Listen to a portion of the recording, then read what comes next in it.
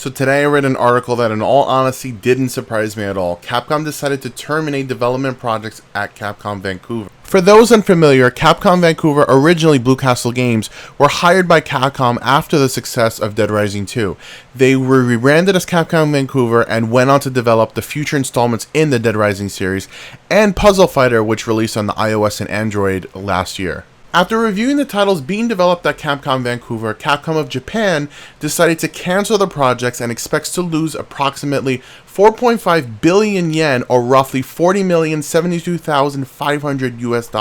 The reason why I said I'm not surprised is that I personally feel that Capcom has turned over a new leaf, with games such as Monster Hunter World, Resident Evil 7 Biohazard, a revamped Street Fighter V dubbed Street Fighter V Arcade Edition, a number of fantastic remasters such as Dragon's Dogma Dark Arisen on the PS4 and Xbox One, Mega Man X Legacy Collection, the newly released Capcom Beat 'em Up Bundle, and so much more. Capcom has really been about quality. Their newer titles have been received very highly and honestly deserve all the praise. However, one series has not been performing well, and it's Dead Rising. Personally, I absolutely love the Dead Rising series, with the first installment being my absolute favorite. I'll never forget getting it when it first came on the Xbox 360 when it was exclusive and just playing it countless times, going through it over, trying to discover all the secrets. Still to this day, I continue to play it. I absolutely love the game. But unfortunately, Dead Rising 4 was the final nail for them. Now, I thought that Dead Rising 2, Case Zero, and West, and of course Dead Rising 3 were fantastic. I absolutely love those games. Those were the ones being developed by Capcom Vancouver. The issue with Dead Rising 4 is that it stripped out all the fun and originality that was Dead Rising. And I get that they wanted players to explore without being timed, kind of make it a more open, I guess, lively world. But there was something special about the timer in Dead Rising. I never thought it was an issue.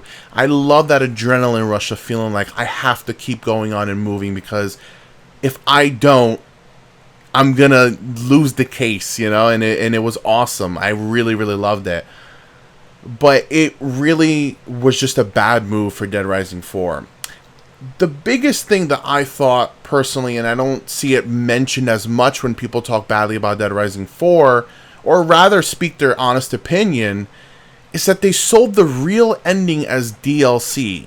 Now, that's something that I'm not sure was either up to them, being Capcom Vancouver, or Capcom of Japan, but either way, that was a terrible move that I hope in no other Capcom games, or any other games for that matter, happens ever again. And it's not the first time, but I'm really hoping it's one of the last.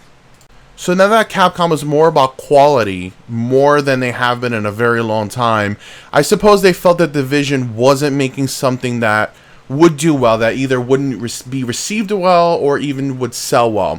Capcom did state not too long ago that reception is more important to them than sales, because, for example, they said that Resident Evil 6, while having sold quite a few million copies, wasn't exactly received the way they wanted it to. It wasn't received terribly, but it was a mixed to positive average reaction, whereas something like Resident Evil 7 Biohazard didn't sell as much as Resident Evil 6, but was received way better, getting 9 out of 10s. I forget the Metacritic rating, but I'm assuming it's in the 80s or something. And personally, I thought it was a phenomenal game. Marvel vs. Capcom Infinite and Dead Rising 4 are the only games lately from Capcom that didn't perform well. I'm curious to see what will happen, though, in the future of the Dead Rising series. If it'll be back to being handled by the Capcom division in Japan, or a brand new team. I'm very curious to see, or maybe it'll be done altogether. Personally, I don't see it being done. I definitely seen Capcom being able to make a more quality title, considering Dead Rising 4 had a lot of issues, and honestly the writing and everything was really poor. But I'm very curious to see what they will do in the future, as well as Marvel vs. Capcom, even though that's a completely different topic. And it's very, very unfortunate news for those who lost their jobs, and I hope they're able to find something very fast. Now, I wonder if it is possible for Capcom to relocate them in another division, but if not, hopefully they have connections to be able to find another job in another studio ASAP. But either way, guys, let me know what's your favorite Dead Rising, what's your favorite memory, what do you think that they could do in the future to improve the series, to change it up. Personally, I think, you know, you want to kind of bring some of the same, but at the same time, you want to take risks and do something different, because then again, it'll be just another Dead Rising title. I feel that each Dead Rising added something new, even 4, that it was all great suggestions, is a different story. That's, you know, subjective. But I personally feel that 3 was the last fantastic one. 4 was okay, and Frank's Big Package did add some different content that was kind of fun, but it gets boring kind of quickly, repetitive. Either way, let me know what you think. If you enjoyed this video, please give it a like and subscribe for more content. I'm uploading a ton of videos. But until then, I will see you in the next video. Thanks for watching.